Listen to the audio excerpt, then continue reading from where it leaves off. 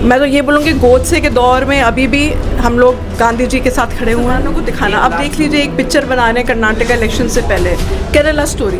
अरे केरला आपको पता है सबसे ज़्यादा प्रगति देश है। आप उसके हर एजुकेशन के क्षेत्र में देख लीजिए, कोई भी क्षेत्र में देख लीजिए, जिस तरह से केरल ने कोरोना कांड के समय बहुत ही अच्छा उदाहरण दिया, कितना आगे आगे रहे वो हेल्थ डिपार्टमेंट में देख लीजिए। लेकिन बात वो दिखा रहे केरला स्टोरी, आप अगर आप दिखा रहे हैं कि कुछ ISIS के कुछ लोग किडनैप करके लेके जा रहे हैं लड़कियों को, सीरिया लेके जा रहे हैं, तो आप केरला स्टोरी क्यों नाम दे रहे हैं? मतलब कि केरला के लोग ये सब कर रहे हैं, तो ये गलत एक आप एक प्रदर्शन कर रहे हैं, गलत नैरेटिव दे रहे हैं जो विच इज़ कम्प्लीटली रॉन्ग। तो ये है कि हम लोग जो हाशिम अब्दुल हलीम फाउंडेशन के तरफ से एक लेक्चर, आज पूरा दिन का इंटरनेशनल सेमिनार जो चला है वो है अनपार्टीशन इंडिया, जो मुसलमानों का जो योगदान रहा है और जो मुस्लिम लीडर्स जो पार्टीशन नहीं चाह रहे थे, देश का बंटवारा नहीं चाह रहे थे। बहुत ऐसी कहानियाँ हैं, जैसे अल्लाह बख्श की कहानी है, मौलाना आज़ाद की, बहुत सारी कहानियाँ जो लोगों जनता नहीं जानती है। तो हम लोग ये एक राइट विंग जो है भाजपा और जो कट्टरवाद हैं, वो ऐसी एक सोच भारत में ये एक सोच जो है वो स्प्रेड कर रहे हैं कि मुसलमान जो है पार्टीशन चाह रहे थे इंडिया का, कह रहे अब पार्टीशन हो गया है, अब खुश रहें, और बाकी जो यहाँ पे मुस्लिम्स हैं उनको वो थोड़े शक की नज़र से देखते हैं। जी देखिए, ये एक उनका एक सरकारी एक व्हाट डू कॉल एक सियासती एक साजिश है जो उस नज़रिए से मुसलमानों को दिखाना। अब देख लीजिए एक पिक्चर बना रहे हैं कर्नाटका इलेक्शन से पहले, केरला स्टोरी। अरे केरला आपको पता है सबसे ज़्यादा प्रगति देश है। आप उसके हर एजुकेशन के क्षेत्र में देख लीजिए, कोई भी क्षेत्र में देख लीजिए, जिस तरह से केरल ने कोरोना कांड के समय बहुत ही अच्छा उदाहरण दिया, कितना आगे आगे रहे वो हेल्थ डिपार्टमेंट में देख लीजिए।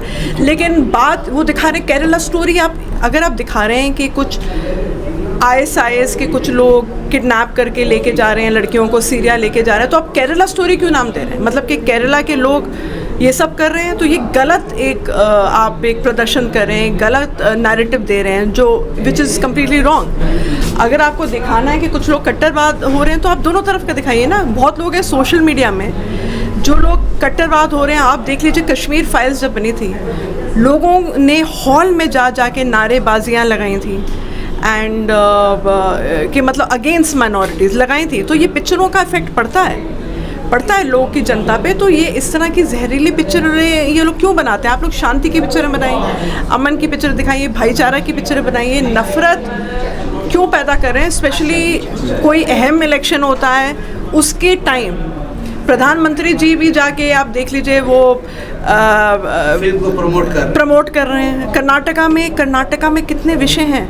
अब देखिए फ्लड होता रहता है, रेनफॉल है, यूथ की समस्याएं, उसके ऊपर कुछ हाईलाइट नहीं कर रहे वो, बल्कि प्रचार कर रहे हैं पिक्चर का। ये बहुत ही एक बड़ी बात है कि इतने बड़े है कि ये सारा एक पॉलिटिकल एजेंडा है, पूरा पॉलिटिकल एजेंडा, और तो कोई एजेंडा है नहीं। लेकिन आज भी मुसलमानों को अपना पेट्रोटिज्म का आज भी सवाल उठाया जाता है मुसलमानों के, जबकि मुसलमानों का किरदार आज़ादी में काफ़ी था, बहुत काफ़ी।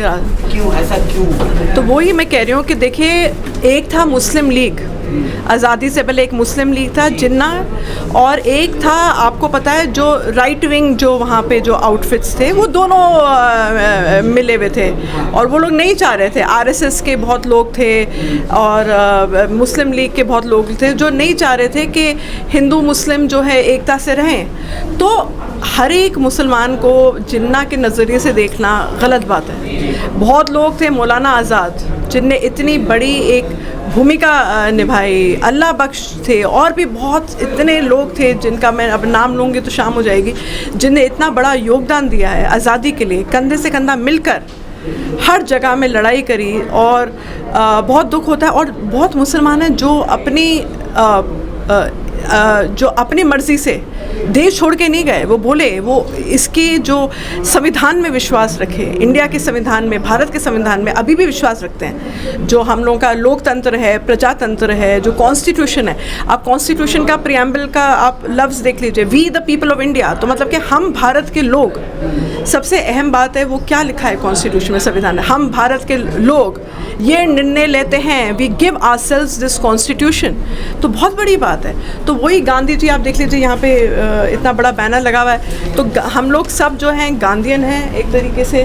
वो गांधी जी की बातों में हम लोग अभी भी मैं तो ये बोलूँगी गोडसे के दौर में अभी भी हम लोग गांधी जी के साथ खड़े हुए हैं। एक लास्ट सवाल जी, आज़ादी के में मुस्लिम महिलाओं का क्या रोल है? बहुत बहुत अहम रोल रहा है। आप देख लीजिए हर फ्रीडम फाइटर्स कंधे से कंधा मिलाकर, आप आज़ादी ही क्यों, आप देख लीजिए NRC के दौरान शाहीन बाग में जो अहम भूमिका कौन निभा रही थी? महिलाएं निभा रही थी कि हम लोग जो हैं अपने संविधान को तोड़ मड़ोड़ कोई करेगा उसको हम करने नहीं देंगे।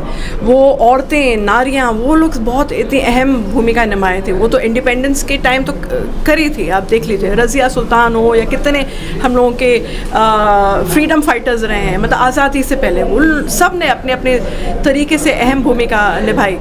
और अभी आप हाल में देख लीजिए NRC के दौरान ये सब औरतें कह रही थी हमें देश का एक और बंटवारा नहीं चाहिए। आप इस तरह का काला कानून क्यों लागू करें देश में जो लोगों के जहन में और उनके दिलों में एक तरह की हेट्रेड पैदा हो। तो वो लोग लड़ रहे थे संविधान को बचाने के लिए। तो बहुत बड़ी बात है, बहुत बड़ी भूमिका निभाई। Thank you. Thank you.